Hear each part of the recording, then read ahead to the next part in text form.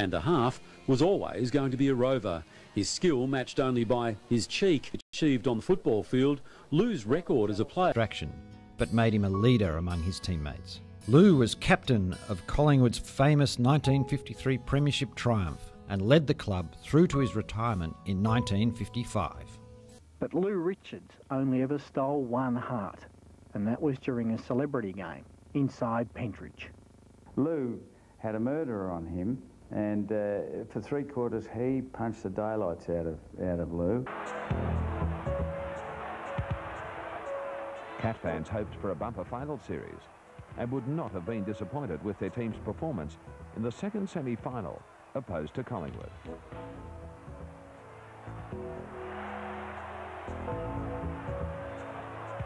Flanagan tosses the coin with acting Magpie skipper Lou Richards. An impressive cause for concern in the Woods huddle. The team already facing a 5-goal deficit.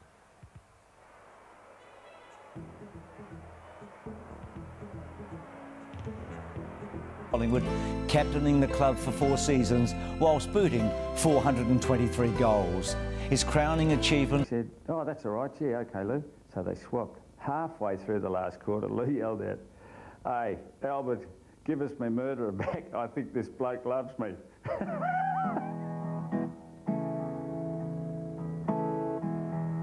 He was chatty, loved a goal, rode bumps as readily as he...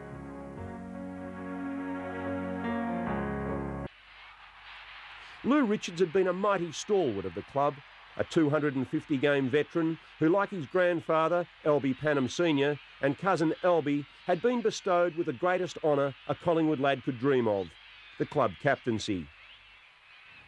Yes, but I had a bit of an... You can argue that he was the greatest player the club ever knew. And that's where the journalist went, and that's where Lou got a lot of his information from.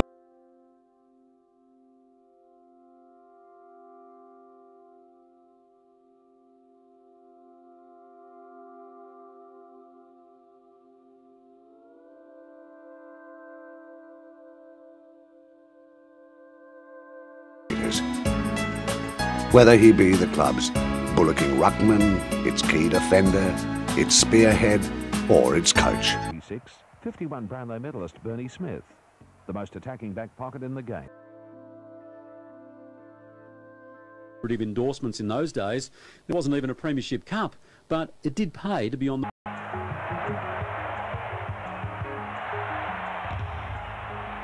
Collingwood's Lou Richards. He would go on to talk his way through 250 games for his beloved Collingwood. Achievement was unquestionably captaining Collingwood. As the Lou Richards is being carried off the ground from the MCC member.